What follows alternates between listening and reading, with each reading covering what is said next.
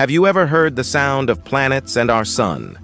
The space is empty, so there is no medium to travel the sound. So NASA used their technology to capture the sound. The principle is easy. Everything in space create a frequency through vibrations. For each object, the vibration is different. So NASA collected these frequency and turned into sound.